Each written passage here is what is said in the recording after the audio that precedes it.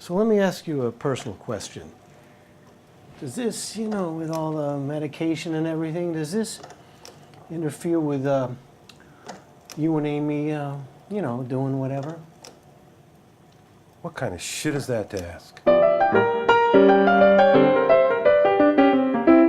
The concept behind Take Two is literally taking iconic duos of the present and past and giving them a chance to keep that same chemistry and a whole new genre playing totally different characters. Got another offer. That's great. Really? Offer for what?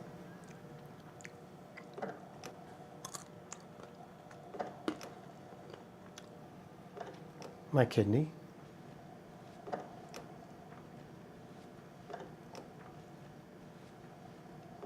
Another offer? You have two people like Lemon and Mathau, or Tracy and Hepburn, and the reason they worked together over and over and over again was because they had chemistry on screen. And in our favorite TV shows growing up, people who worked together on these shows had chemistry. Somebody else wants your kidney. Uh-huh. How the fuck did that come about? I don't know. Kid needs a transplant for some reason. I didn't inquire into the specifics. None of my business, really. I don't know. How did it come about? This guy asked you about a kidney. I mean, were you just in some conversation and he just suddenly blurts out, "Hey, I want your kidney"? No, he saw it on the internet, I assume. Internet? Yeah. I put it on eBay. He must have seen it. You put my kidney on eBay? Hey, my kidney. So take two. You take two of your favorite actors, you take them together for the second time, and you have something that nobody's ever seen before. An anthology that brings together the familiar and the fresh. That's against the law, asshole. You can't sell organs on the internet. Sure you can. You just have to be a little creative. I called it a urine filtration system. I've always been good with words, you know that. Fred Stropel is a major talent. And someone says, "Oh, I have this great material I'm going to send you." Well, it's never great. This time it was great.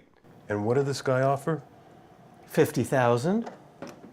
50,000? Shit. Should be more, right? Oh, yeah. Yeah, it's a very important, valuable part of your body. I mean, you just can't grow another one. Yeah, well, that's what I figured. So I got him up to 75. Hey, the guy's a millionaire. He can afford that much for his kid, I hope. You actively negotiated with him? Oh, that's part of the fun. I would say, about 40 other of these plays, and they're all between 15 and 30 minutes long. A lot of two-character plays. The toughest thing when Ants and I read them is which one do we want to do, because they were all so good. Such an enormous amount of works ready to be produced. It's like a director-producer's nirvana. I'm your fucking brother. I'm aware of that, Mike. And if I only had one kidney, I would gladly give it to you because you are my brother. And I'd be more than happy to sacrifice my life for yours. But I have two kidneys, see? Which totally changes the equation. See, now it becomes a business thing. I own this commodity, which I can only sell once. So it's my personal responsibility to get full market value. I mean, you can see that. Each one of these episodes is like a short film. They each stand on their own. The conventional wisdom was like, well, the anthologies are tough because people will want to tune in to characters that on a weekly basis that they've come to really like and want to look forward to seeing. But I think this is a perfect blend of taking a new piece each week, but the one constant is that you are going to be seeing people that you've been familiar with and that you want to see. So you get your cake and eat it too. You're breaking my balls. You gotta be breaking my balls, right? Because you'd have to be one monumental prick to promise your own brother a life-saving kidney and then sell it out from under him. I don't think you're looking at the big picture here, Mikey. The big picture is I'm fucking dying. No, you see, that's your big picture. Your trouble is, ever since you got this kidney failure thing, you've become completely self-absorbed. This is not your father's Ralph and Potsy. This is something brand new, and I guarantee you, 30 seconds after the show starts, you're going to forget all about Happy Days. You're going to be watching these two characters bring a whole new play to life. Working with Donnie is always great. I've had the opportunity as a director to direct him a couple of times, but to work with him as an actor again It was just, it was, even though it was so different, we played such different characters, there was such an innate chemistry, and we like each other so much.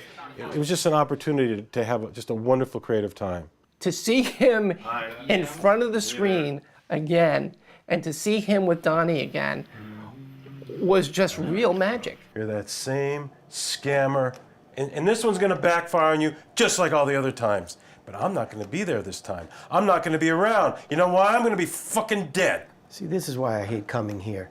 You're always so fucking negative. I could totally see how it could launch into a series, and I think a lot of the pieces lend themselves to that. So it's sort of like this little pilot machine. I mean, it's a perfect launching pad for doing a series, for multiple series. Okay, and action. Hi, Billy.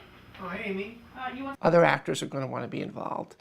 The hope is to create an environment for the actors where they can come and play with old friends. It was a wonderful pleasure to do this piece and work with all the people involved. And it reminds me of when I first started filmmaking, where you would get together and you were passionate about doing something, and you did it for the love of it. It's almost like My Dad Has a Barn, let's put on a show. It's a great way to be creative and do the kinds of things that we want to do. I'm just thrilled to be part of it.